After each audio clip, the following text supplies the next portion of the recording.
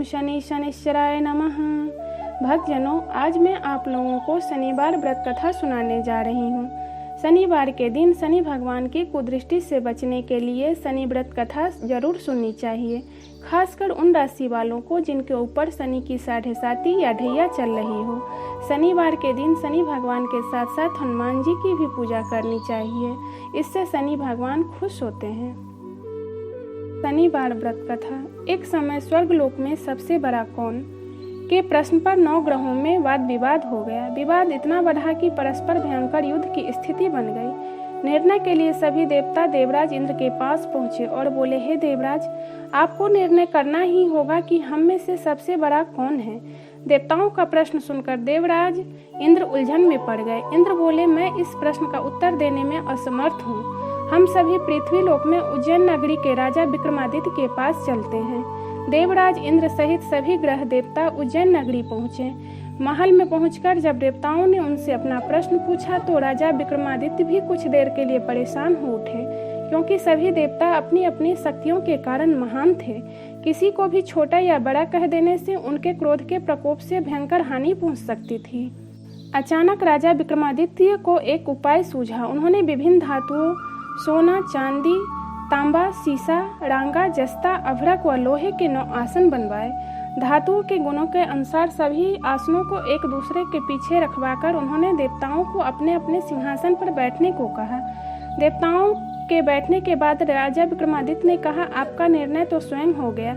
जो सबसे पहले सिंहासन पर विराजमान है वही सबसे बड़ा है। राजा विक्रमादित्य के निर्णय को सुनकर शनि देवता ने सबसे पीछे आसन पर बैठने के कारण अपने को छोटा जानकर क्रोधित होकर कहा, राजा विक्रमादित्य, तुमने मुझे सबसे पीछे बैठाकर मेरा अपमान किया है।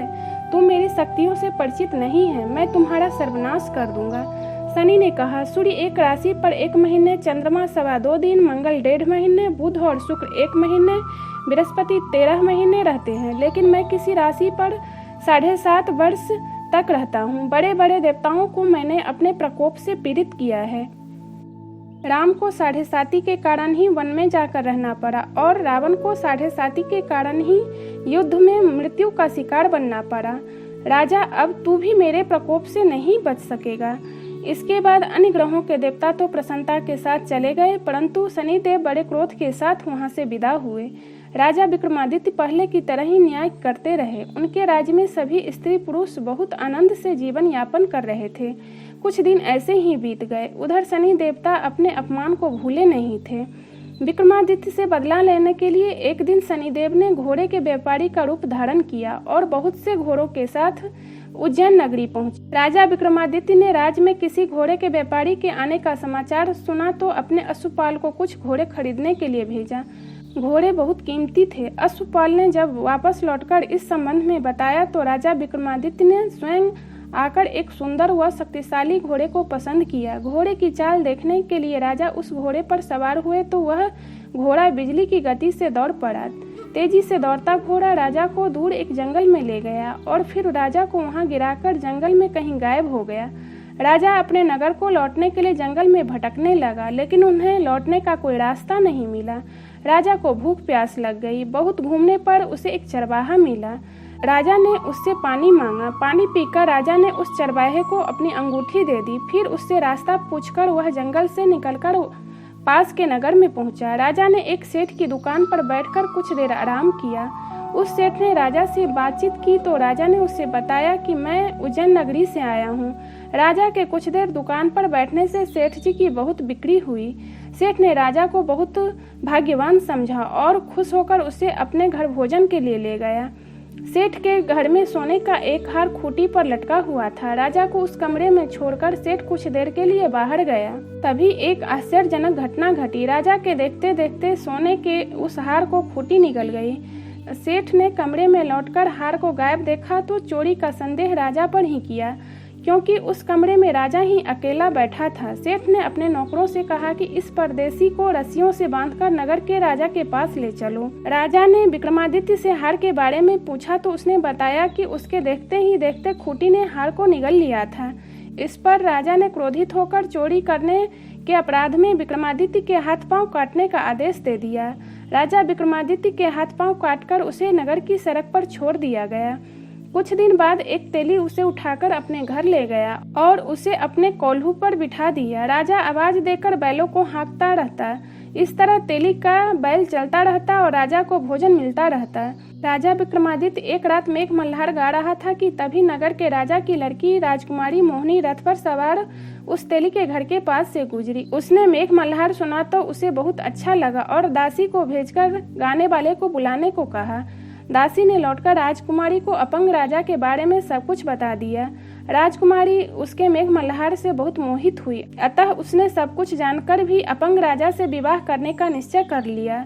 राजकुमारी ने अपने माता पिता से जब यह बात कही तो वे हैरान रह गए। रानी ने मोहिनी को समझाया, बेटी तेरे भाग्य में तो किसी राजा की रानी होना लिखा है, फिर तू उस अपंग से विवाह करके अपने पांव पर कुल्हाड़ी क्यों मार रही है। राजकुमारी ने अपनी जिद नहीं छोड़ी। अपनी जिद पूरी कराने के लिए उसने भोजन करना छोड़ दिया और प्राण त्याग देने का निश्चय कर लिया।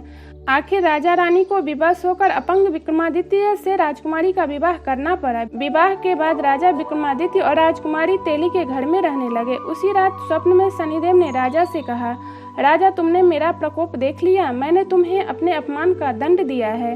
राजा ने शनिदेव से क्षमा करने को कहा और प्रार्थना की, हे शनिदेव, आपने जितना दुख मुझे दिया है अन्य किसी को न देना। शनिदेव ने कुछ सोचकर कहा, राजा मैं तुम्हारी प्रार्थना स्वीकार करता हूँ। जो कोई स्त्री पुरुष मेरी पूजा करेगा, शनिवार को व्रत करके मेरी व्रत कथा सुनेगा, उस पर मेरी अनुकंपा बनी रहेगी। प्रातः काल राजा विक्रमादित्य की नींद खुली तो अपने हाथ पांव देखकर राजा को बहुत खुशी हुई। उसने मन ही मन शनिदेव को प्रणाम किया। राजकुमारी भी राजा के हाथ पांव सही सलामत देखकर आश्चर्य में डूब गई। तब राजा विक्रमादित्य ने अपना परिचय देते हुए शनिदेव के प्रकोप की सारी कहानी सुनाई।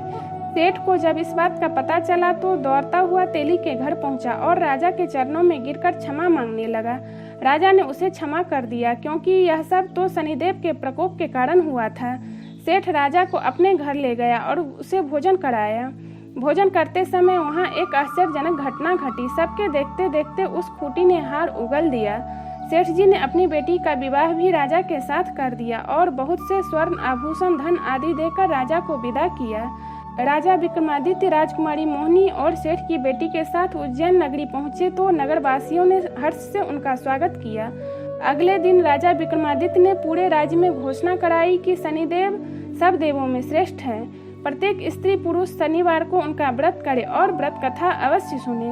राजा विक्रमादित्य की घोषणा से शनिदेव बहुत प्रसन्न हुए। शनिवार का व्रत करने और व्रत कथा सुनने के कारण सभी लोगों की मनोकामनाएं शनिदेव की अनुकंपा से पूरी होने लगी। बोलो शनिदेव की जय।